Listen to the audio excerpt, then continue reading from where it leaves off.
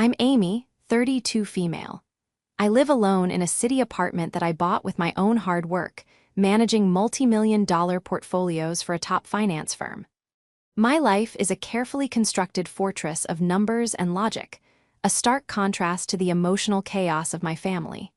For years, I was the silent benefactor behind my family's perfect image, the secret source of funding for my brother's self-made success. But one dinner, one toast, was all it took to make me decide to burn the whole facade to the ground. Before this story unfolds, I'd love to connect with you. Please let me know in the comments where you're watching from and what time it is in your corner of the world. It's amazing to see how far these stories can travel. The aroma of roasted chicken and rosemary potatoes hung heavy in the air, a familiar scent that used to mean comfort, but now felt like a well-rehearsed stage production. Sunday dinner at my parents' house was a weekly ritual, a command performance where we all played our designated roles. My father, John, a man whose hands were calloused from a lifetime in construction, sat at the head of the table like a king, surveying his domain. My mother, Helen, a retired nurse with a heart of gold and a blind spot the size of Texas, fluttered around him, ensuring his plate was always full and his glass was never empty. My aunt, Paige, my mother's sister, was usually there, her sharp eyes missing nothing but her tongue held in check by a fragile sense of family loyalty. And then there was Andrew, my younger brother, the golden child. He was 8 years my junior, a fact my parents never let me forget. He was the charming one, the easygoing one, the one who could do no wrong. He was in his second year of law school at a prestigious university, an achievement my father spoke of with a booming pride that echoed through every family gathering. Andrew sat across from me, a smug, self-satisfied smile playing on his lips as he recounted a recent victory in a mock trial competition. "The professor said I had a natural talent for litigation," Andrew said, puffing out his chest. "He thinks I'm a shoo-in for the law review next year." "Of course he did," my father bellowed, slapping the table with his palm, making the silverware jump. "You've got the brains, the guts, and the work ethic. You built this all on your own, son. No handouts, just pure grit. We're so proud of you." I felt a familiar knot tighten in my stomach. It was a bitter, metallic taste I had grown accustomed to over the years. I looked at my brother, at his perfectly coiffed hair and his designer watch, a birthday gift from me last year, and I felt a wave of nausea. Built it all on his own. The words were a lie, a carefully crafted fiction that I was an unwilling accomplice in maintaining. For the past 2 years, since the day Andrew received his acceptance letter, I had been the silent, invisible force propelling him forward. Law school wasn't cheap, and my parents, living on a modest retirement income, couldn't possibly afford the steep tuition fees of his chosen institution. When the financial aid package came up short, Andrew had come to me, his eyes wide with a practiced sincerity. "Amy, I don't know what to do," he'd sighed, running a hand through his hair. "I worked so hard for this, it's my dream." I remembered the conversation as if it were yesterday. We were in my apartment, the city lights twinkling below. I had just closed a major deal at work, and the bonus was sitting comfortably in my bank account. I loved my brother, and despite the blatant favoritism he had always enjoyed, I wanted to see him succeed. "How much do you need?" I had asked, my voice calm and practical. He had slid a piece of paper across my granite countertop. The number was staggering.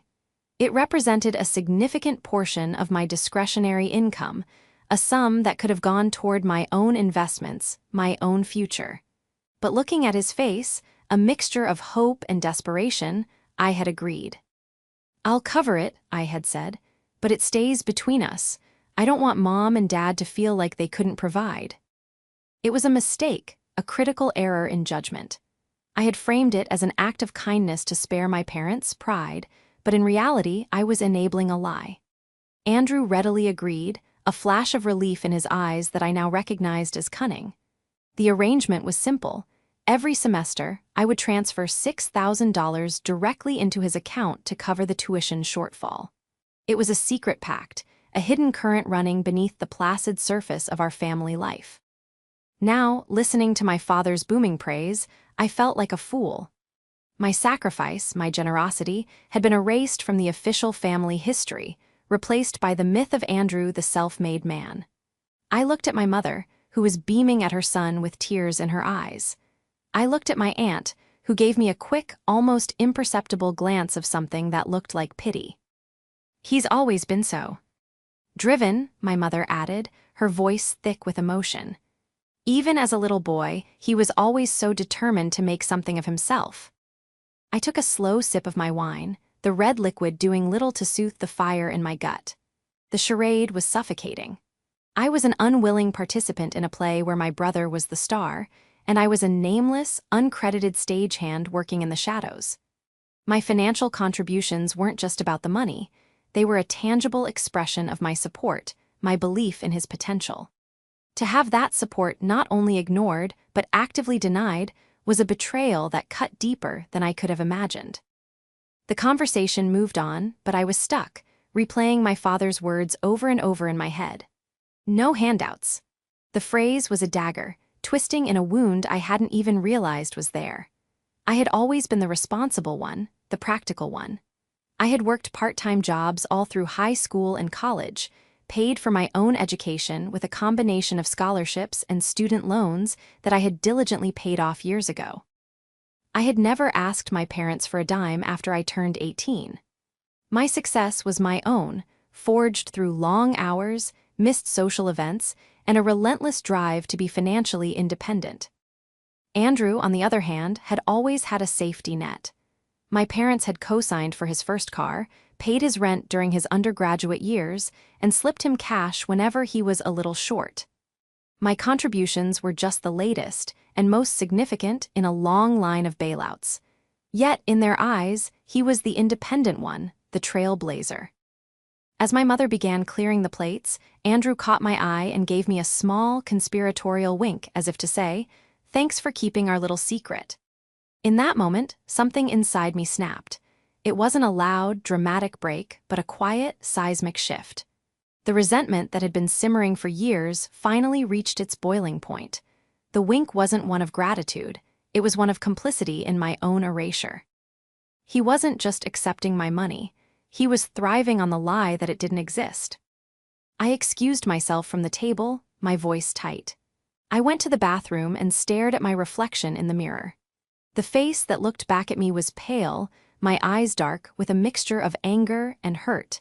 I had allowed this to happen. I had let my desire for family harmony override my own self-respect. I had funded the creation of a myth that diminished my own achievements while inflating his. When I returned to the table, my father was in the middle of another monologue about Andrew's brilliant future. "He'll be a partner in a top firm by the time he's 30, you watch," he declared. "He's got that fire, that's something special." I sat down, my hands clenched in my lap. The charade was over. I didn't know how or when, but I knew, with a certainty that chilled me to the bone, that I was going to bring the whole damn theater down. The secret that had bound me in silence was about to become the weapon of my liberation. The Sunday dinner was no longer a family gathering, it was the scene of the crime, and I was about to become the star witness. The drive home from my parents' house was a blur of red tail lights and simmering rage. The city, usually a vibrant tapestry of light and sound, felt muted, its energy drowned out by the storm raging inside me. I replayed the dinner conversation in my head, each word a fresh cut. My father's booming pride, my mother's misty-eyed adoration, Andrew's smug smile, it was a symphony of delusion, and I was done being the silent conductor. When I got back to my apartment, I didn't bother turning on the lights. I walked over to the floor-to-ceiling windows and stared out at the sprawling metropolis below. Each light represented a life, a story. For the first time, I felt a profound sense of isolation, not from the city, but from my own family. They saw me, but they didn't really see me. I was a supporting character in the Andrew show, my own life and accomplishments relegated to a footnote. The lie wasn't just that Andrew was self-made. The lie was that my contributions were insignificant, that my sacrifices were invisible. It was the lie that his success was more valuable, more worthy of celebration, than mine. I had spent my entire adult life building a career in a competitive, male-dominated industry. I had fought for every promotion, every raise, every ounce of respect. And for what? To be the secret benefactor to a brother who was lauded for a fiction I was paying for. The next morning, I woke up with a cold, hard resolve. The anger had not dissipated, it had crystallized into a plan. I went to my home office, the one I had furnished with the profits of a particularly successful quarter, and I powered on my computer. The first step was to cut off the funding. I logged into my online banking portal, my fingers flying across the keyboard. The next tuition payment was due. In 3 weeks, I had already set up the automated transfer, a recurring payment that was a constant, invisible drain on my finances. With a few clicks, the transfer was canceled. A small pop-up window asked for confirmation. "Are you sure you want to cancel this scheduled payment?" I clicked yes without a moment's hesitation. It was a small, digital act of defiance, but it felt monumental. It was the first domino to fall. A few days later, my phone buzzed. It was Andrew. I let it go to voicemail. He called again. I ignored it. Then came the text message. "Hey Amy, hope you're having a good week. Just wanted to check in about the tuition transfer. I think you forgot to set it up. It's due soon." The casual, entitled tone of his message sent a fresh wave of anger through me. Forgot to set it up. As if it were a minor oversight, a forgotten chore like taking out the trash. Not a significant financial commitment that I was making at the expense of my own financial goals. I didn't reply. I knew that silence would be more unnerving than any angry response. Let him sweat. Let him wonder. Let him feel, for the first time, the weight of his own responsibilities. The following Sunday, I skipped the family dinner. I texted my mother that I was feeling under the weather, a flimsy excuse that I knew wouldn't hold up to much scrutiny. My absence, I suspected, would create a vacuum, a space for the unspoken tensions to fester. Sure enough, my father called me that evening. His voice was gruff, a mix of concern and annoyance. "You okay, Amy?" Your mother was worried. "I'm fine, Dad, just a headache." "Well, your brother was asking about you. He said he's been trying to reach you, something about his tuition." Here it was, the opening salvo. I kept my voice neutral, detached. "Oh, what about it?" "He said you usually help him out with it. Said you haven't sent the money yet." The way he said it, "help him out," was so dismissive, so trivializing. As if I were slipping Andrew a $20 bill for gas, not funding a significant portion of his legal education. "I've decided not to make that payment this semester," I said, my voice as calm and steady as a stock market ticker on a good day. There was a moment of silence on the other end of the line. I could almost hear the gears turning in my father's head, the cognitive dissonance of trying to reconcile his image of the self-made son with the reality of my financial support. "What do you mean, you're not making the payment?" he finally sputtered. "What kind of sister are you? He's counting on you." "I'm the kind of sister who has been paying for his education for the past 2 years while you've been praising him for doing it all on his own," I shot back, the dam of my composure finally breaking. "I'm the kind of sister who is done funding a lie." The line went quiet again. The accusation hung in the air, heavy and undeniable. I had broken the unspoken rule. I had brought the truth into the light. "I don't know what you're talking about," he said, his voice defensive. "Andrew is a hard worker. He's earned his success." "Has he?" I challenged. Ask him. Ask him how he's been paying for a top-tier law school on a part-time job at the campus library. The numbers don't add up, Dad. I'm a financial analyst. I know numbers. I could hear my mother's voice in the background, a faint, worried murmur. My father's tone shifted from anger to confusion. He told us he had a scholarship. A scholarship. The lie was more elaborate than I had even imagined. They hadn't just ignored my contribution, they had replaced it with a more palatable fiction. Andrew hadn't just accepted my money, he had actively deceived our parents. The betrayal was deeper, more calculated than I had realized. "There is no scholarship, Dad," I said, my voice cold. "There's just me, and I'm done." I ended the call before he could respond. I sank into my chair, my heart pounding. The truth was out, at least to my father, but the war was far from over. I knew Andrew. He wouldn't go down without a fight. He would twist the story, paint me as the villain, the jealous sister trying to sabotage his success. And he did. The next day, I received a barrage of texts from him, each one more desperate and manipulative than the last. "How could you do this to me, Amy? You're going to ruin my life. I was going to pay you back, you know I was. You're just jealous. You've always been jealous of my relationship with Mom and Dad." The accusations were ludicrous, but they were predictable. It was the classic narcissist's playbook: deny, attack, and reverse victim and offender. I didn't respond to any of them. I was gathering my ammunition, preparing for the next battle. This wasn't just about the money anymore. It was about the truth. It was about reclaiming my own narrative. The lie had cost me more than just a fortune. It had cost me my place in my own family. And I was determined to get it back. No matter the cost. The golden child's pedestal was about to crumble, and I was the one who was going to kick it out from under him. The days following my phone call with my father were a study in strategic silence. My family, a unit that typically communicated in a flurry of daily calls and texts, went radio silent. It was an unnerving quiet, the kind that precedes a storm. I knew they were talking about me, just not to me. I imagined the hushed phone calls between my mother and Aunt Paige, the tense conversations between my father and Andrew. I was no longer a daughter or a sister. I was a problem, a variable that had disrupted their carefully balanced equation.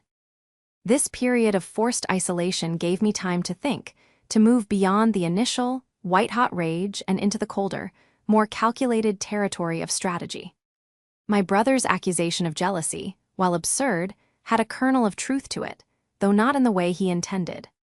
I wasn't jealous of his relationship with our parents.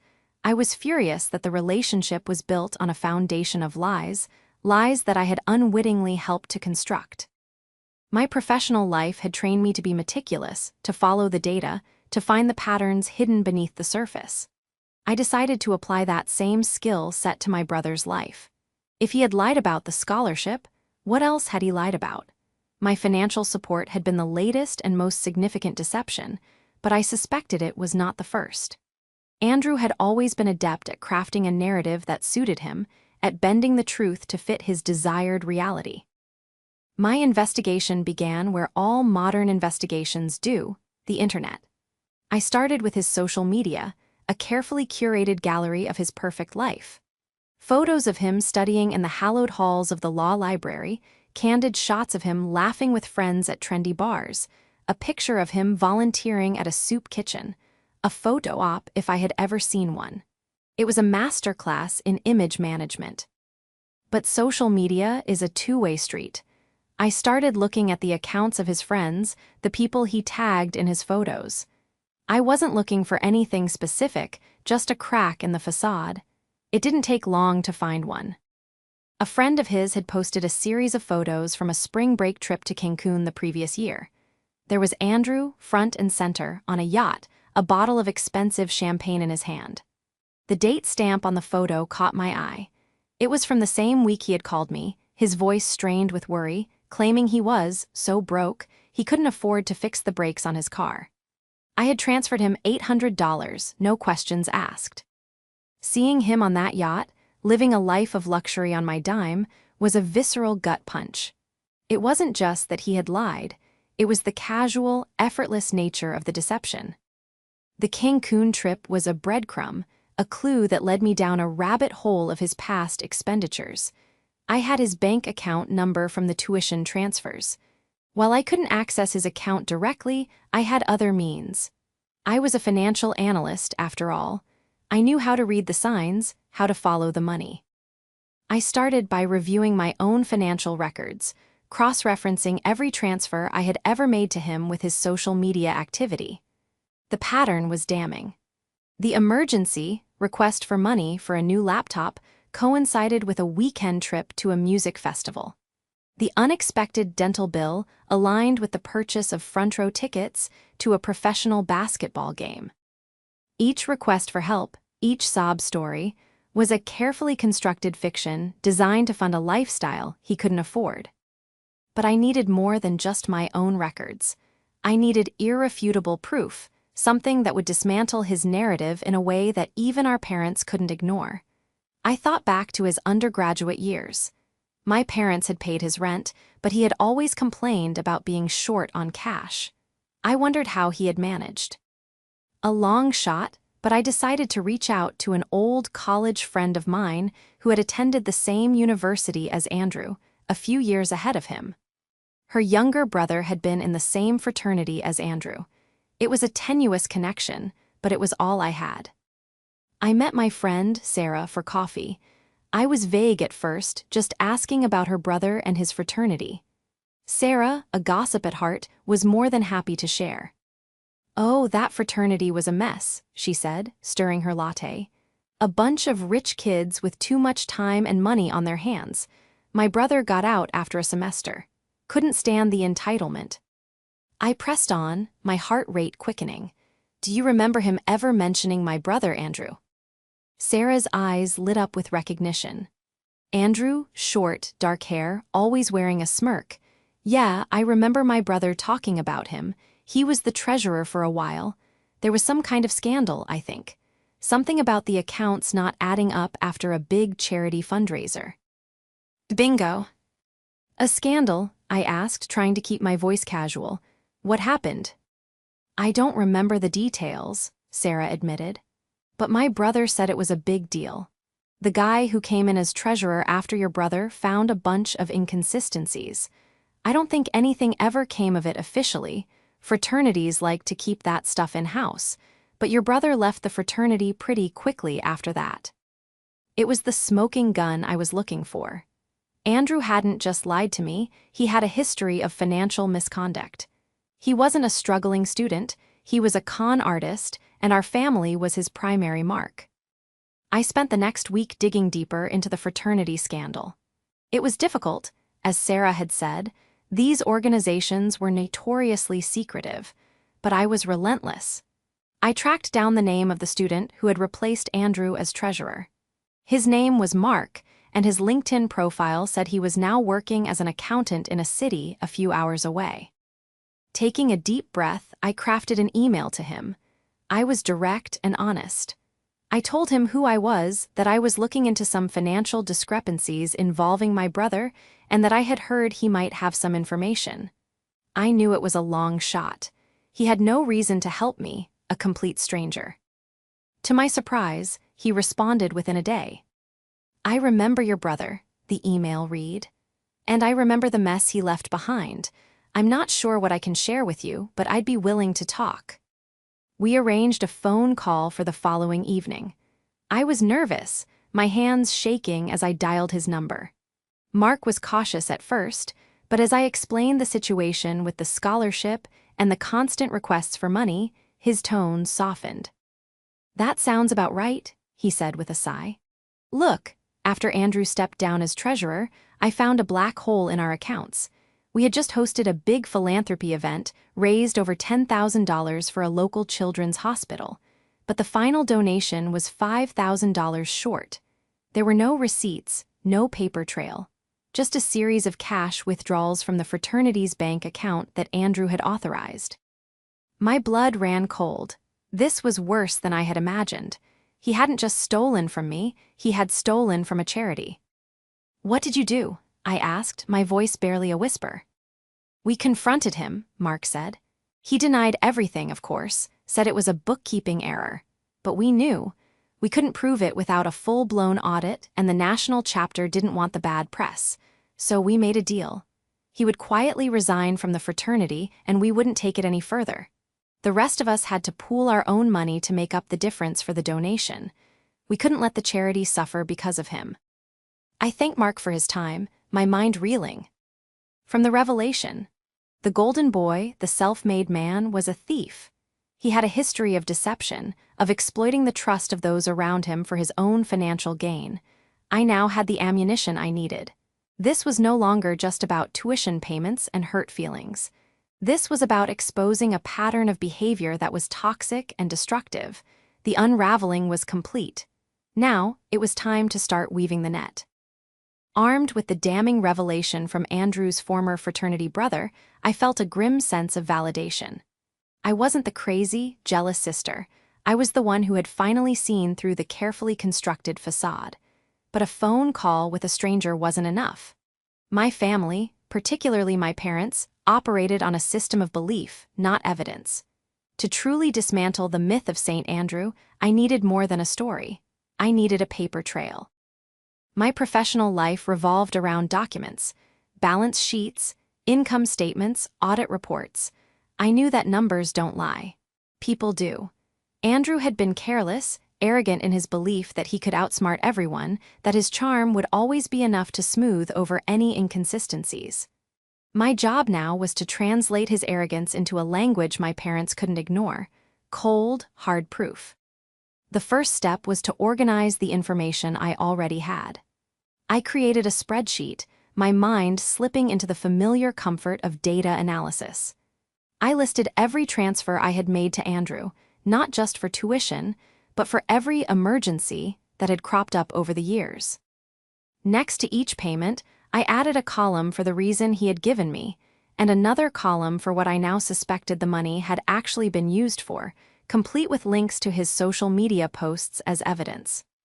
The Cancun trip, the music festival, the basketball tickets, it was all there, a digital diary of his deceit. But this spreadsheet, while compelling to me, was still my word against his. I needed third-party documentation. The fraternity scandal was the key. Mark had mentioned cash withdrawals. If Andrew had been foolish enough to use the fraternity's debit card for his own expenses, there would be a record. I contacted Mark again. I explained my predicament, that I needed something tangible to show my parents. I asked if he, by any chance, had kept any of the old bank statements or financial records from his time as treasurer. It was a huge ask. I was asking him to dredge up a painful memory and to potentially expose himself to legal trouble. I expected him to refuse, but Mark, it turned out, was a man who valued integrity. "It's funny you should ask," he said, a wry tone in his voice. "When I took over, I was so paranoid about being blamed for the mess that I made copies of everything from Andrew's tenure. I have a folder in my cloud storage with scanned copies of all the bank statements from that year. I'll share it with you. Just be careful. Your brother is a piece of work." When the link to the folder arrived in my inbox, my hands were trembling. I opened it, and there it was, a year's worth of the fraternity's financial life, laid bare in a series of PDF files. I spent the next 2 nights poring over the documents, my eyes scanning line by line, cross-referencing dates and amounts. It was tedious, painstaking work, but my adrenaline was running high. And then I found it, a series of cash withdrawals, just as Mark had said. But there was more. A charge at a high-end clothing store for over $600, a dinner at a steakhouse that cost more than my weekly grocery bill, a payment to a luxury car rental company, all made during the weeks leading up to the charity event, all from the fraternity's account. Andrew hadn't just stolen the cash, he had been treating the charity fund as his own personal slush fund. The final piece of the puzzle was the most damning. I found a record of a wire transfer from the fraternity's account to a travel agency. The amount was just over $2,000. The date was 2 weeks after the charity event. On a hunch, I went back to Andrew's social media, scrolling back through his posts from that year, and there it was. A photo album titled Eurotrip 19. Pictures of him posing in front of the Eiffel Tower, sipping a beer in a German beer garden, eating gelato in Rome. The trip had taken place a month after the wire transfer. He had used the stolen charity money to fund a European vacation. I felt a profound sense of disgust. It was one thing to lie to his family, to take money from a sister who was trying to help him. It was another thing entirely to steal from a charity, from a children's hospital. It was a level of moral bankruptcy that I hadn't thought him capable of. I meticulously documented everything. I highlighted the relevant transactions on the bank statements. I took screenshots of his social media posts, matching the dates to the fraudulent charges. I created a timeline, a clear, linear narrative of his descent. Tian, the final product was a 10-page report, complete with a summary, supporting documents, and a conclusion. It was the kind of report I would prepare for a high-stakes corporate client, and I was about to present it to the most difficult board of directors of my life, my family. The final piece of my preparation was a legal one. I was about to accuse my brother of theft. I needed to understand the potential ramifications. I booked a consultation with a lawyer, a sharp, no-nonsense woman who specialized in family law and financial disputes. I laid out the whole story, presenting her with my report.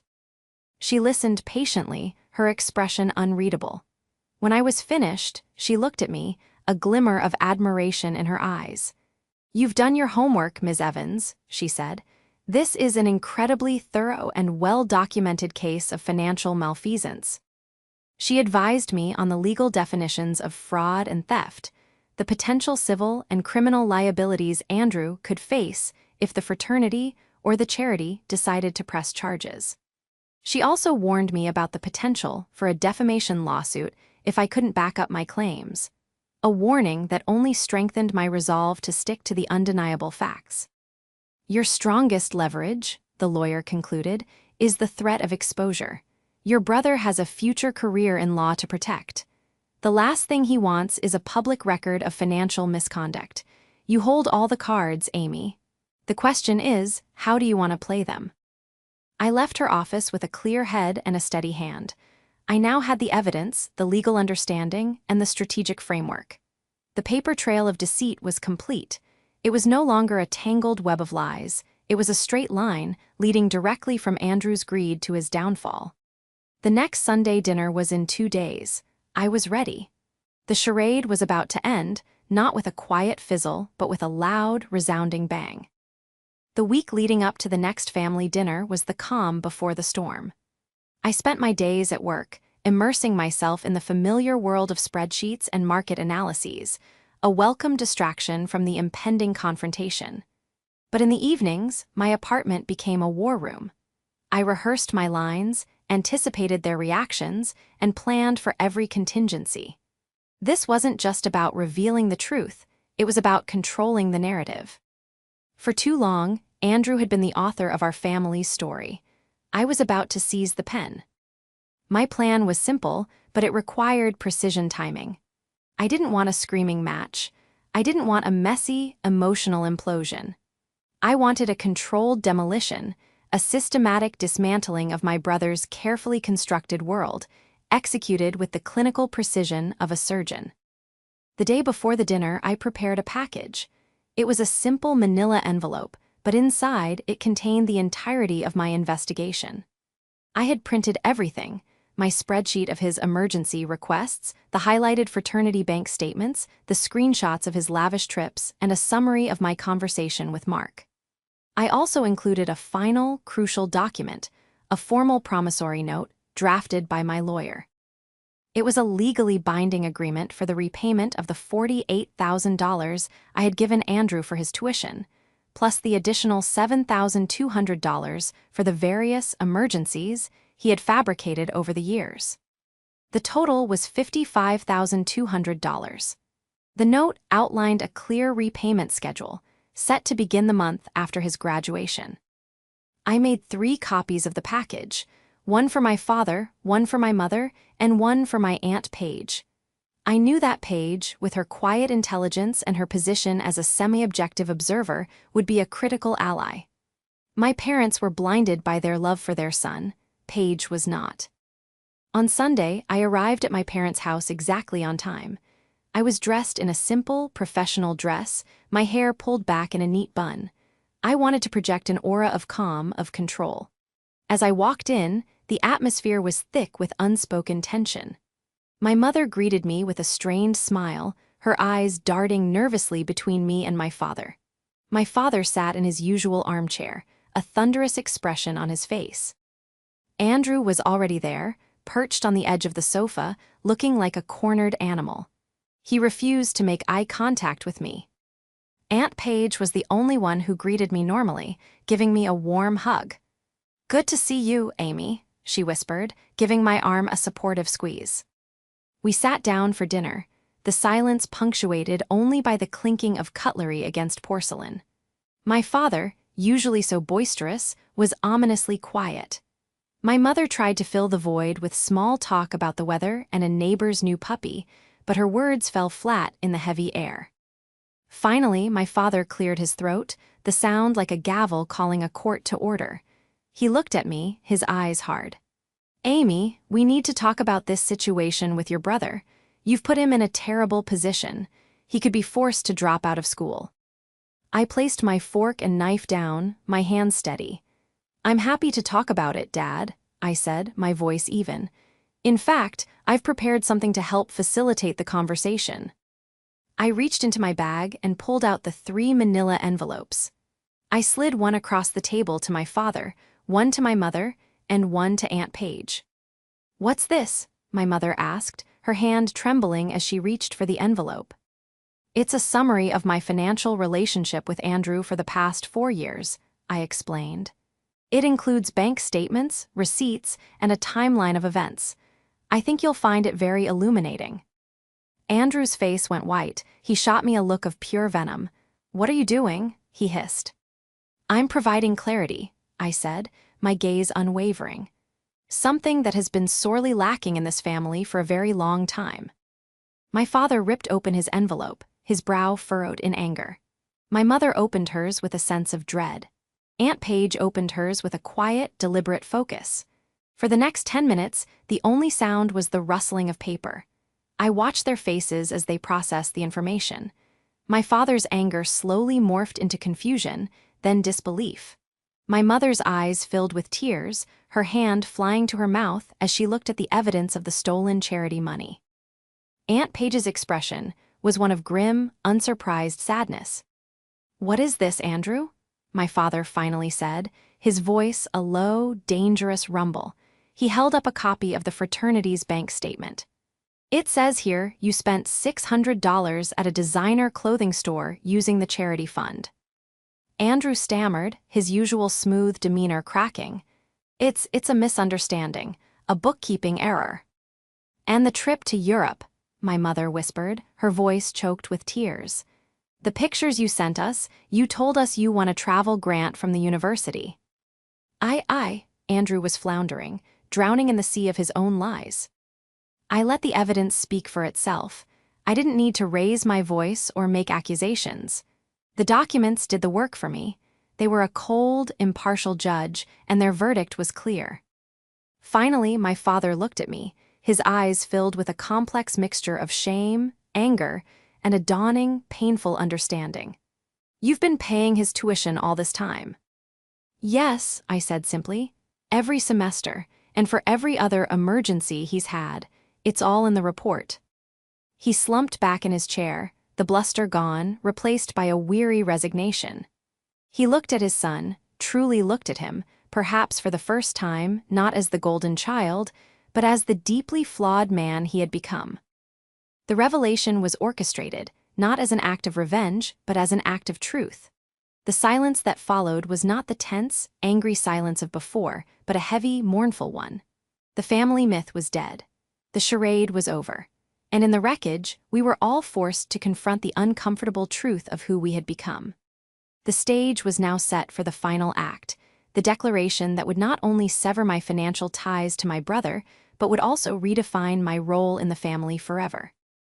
The aftermath of the revelation was a landscape of emotional debris. My mother was openly weeping, a quiet, heartbroken sound that seemed to suck all the air out of the room. My father, a man I had never seen look defeated, stared at the documents spread across the dining table as if they were the wreckage of a plane crash. Aunt Paige was looking at Andrew with an expression of profound disappointment. And Andrew, the golden child, the star of the show, was finally, irrevocably silent. The smirk was gone, replaced by a pallid, clammy sheen of fear. I let the silence hang in the air for a few moments longer, allowing the full weight of the truth to settle. The foundation of their world had been shattered, and they were all standing in the rubble. It was time for my declaration, the final, decisive move that would set the terms for the future. I cleared my throat, and all eyes turned to me. "As you can see," I began, my voice clear and steady, devoid of the anger that had been simmering for so long, "there has been a significant and long-term pattern of deception. This is not about a single lie or a single mistake. This is about a fundamental breach of trust." I looked directly at Andrew. "You didn't just lie to me, Andrew. You stole from me. You stole from a charity. And you built your entire life on a foundation of lies that you allowed our parents to believe." He flinched, but for the first time, he didn't have a clever retort or a manipulative excuse. He was exposed, stripped bare of his defenses. I then turned my attention to my parents. "And you," I said, my voice softening slightly, but still firm. "You were so invested in the story of the self-made son that you refused to see the truth that was right in front of you. You praised his grit while I was the one paying his bills. You celebrated a fiction because it was easier, because it was the story you wanted to believe." My father had the grace to look ashamed. He opened his mouth to speak, but I held up a hand. "I'm not done." I reached into my bag one last time and pulled out the promissory note. I slid it across the table to Andrew. "This is a legally binding document," I explained. "It details every dollar I have given you under false pretenses. The total is $55,200. It outlines a repayment plan that will begin 1 month after you graduate from law school. You will sign it, or I will walk out of this house and never look back. And I will also forward this entire file of evidence to the dean of your law school and to the State Bar Association. Your career in law will be over before it even begins. The choice is yours." The threat was audacious, brutal even, but it was necessary. It was the only language he would understand, the language of consequences. Andrew stared at the document as if it were a venomous snake. He looked at our father, a desperate, silent plea in his eyes. But my father, for the first time, did not come to his rescue. He simply shook his head, a look of weary disgust on his face. "You made this bed, son," he said, his voice gravelly. "Now you have to lie in it." My mother sobbed harder, but she didn't intervene. Even she, in her state of heartbroken denial, seemed to understand that a line had been crossed, that this was a reckoning that could not be avoided. With a trembling hand, Andrew reached for a pen. He read the document, his face a mask of disbelief. He had never faced a real consequence in his life. He had always been protected, bylaid out, forgiven, but that was over. He signed his name at the bottom of the page, the ink a stark, black testament to his downfall. I took the signed document and placed it carefully in my bag. I stood up, my chair scraping against the hardwood floor. My financial support is, of course, terminated, effective immediately. How you choose to fund the remainder of your education is your problem to solve. I looked at my parents, my aunt, my now indebted brother. The power dynamic in the room had shifted irrevocably. I was no longer the silent, overlooked daughter. I was a force to be reckoned with. "I love you all," I said, and it was the truth, as complicated and painful as that love now was. "But I cannot be a part of this family dynamic any longer. The lies, the favoritism, the willful blindness, it's toxic, and I'm done. I need space. I need to build a life for myself that isn't defined by the role you have all cast for me." I walked to the door, my footsteps echoing in the silent room. Aunt Paige stood up and followed me. She gave me another hug, this one fierce and proud. "You did the right thing, Amy," she whispered. "It was hard, but it was right." I nodded, a lump forming in my throat. I walked out of the house, not looking back. The cool night air felt clean, fresh. I had walked into that dinner as the family's dirty little secret, the silent, unacknowledged benefactor. I walked out as the master of my own destiny, the architect of my own future. The dinner party was over. The declaration had been made. The old world was in ashes. It was time to build a new one. The weeks and months following that fateful dinner were a period of profound and unsettling change.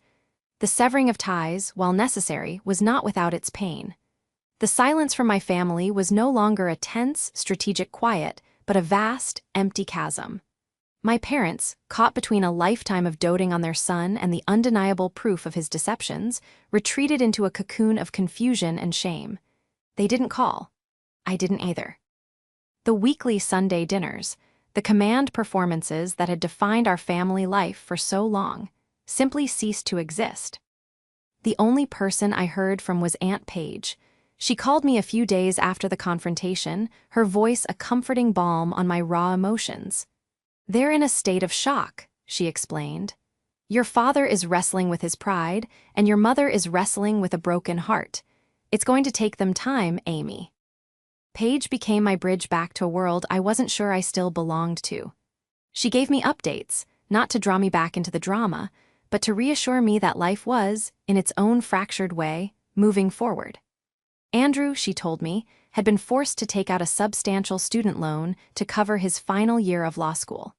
He had also taken a job as a bartender, the late nights and demanding work a stark contrast to his previously charmed life. The golden boy was finally learning the meaning of grit, and he was learning it the hard way. Without the financial drain of my brother's life, my own world began to expand.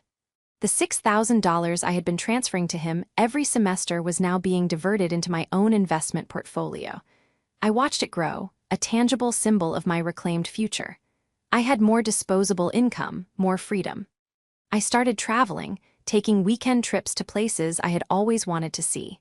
I invested in myself, taking a course in pottery, a hobby I had long been curious about. The feeling of the clay spinning beneath my hands was therapeutic, a reminder that I could shape my own world, create something beautiful out of a formless lump. I also reconnected with friends I had neglected, my time and energy no longer consumed by the emotional weight of my family's dysfunction. I was lighter, freer. I had spent so many years as the responsible one, the caregiver, the secret provider, that I had forgotten what it was like to simply be Amy. About 6 months after the dinner, I received a letter in the mail. It was from my mother. Her handwriting was shaky, the words on the page stained with what I imagined were tears. It was not a letter of apology, not in the way I might have expected. It was a letter of grief. She mourned the family she thought she had, the son she thought she knew. She expressed her confusion, her pain, her love for me, a love that had been overshadowed by her blindness to my brother's faults. She didn't ask for forgiveness. She simply asked if one day we could have lunch, just the two of us. I agreed. We met at a neutral location, a small cafe halfway between her house and my apartment. It was awkward at first, the conversation stilted. But slowly, tentatively, we began to build a new foundation, one based not on secrets and lies, but on a fragile, emerging honesty. She told me that my father was in counseling, trying to come to terms with his role in creating the dynamic that had allowed Andrew to flourish unchecked. It was a shocking revelation. My father, a man of stubborn pride, had admitted he needed help. The first payment from Andrew arrived on the exact date stipulated in the promissory note. It was a small amount, the minimum required, but it was there. It was not an act of contrition, I knew, but an act of self-preservation. But it was also a sign that the consequences were real, that the world he had created for himself had irrevocably changed. My relationship with my parents is still a work in progress. It is not the relationship it once was. It is something new, something more honest, and, I hope, more resilient. We are learning to communicate without the buffer of secrets, to see each other as we are, not as we wish we were. I am no longer the silent benefactor, the invisible force propping up a false narrative. I am the architect of my own life, the master of my own finances, the author of my own story. The foundation I am building is my own, forged not in the shadows of someone else's success, but in the bright, unfiltered light of my own truth. And for the first time in a very long time, my future feels entirely my own.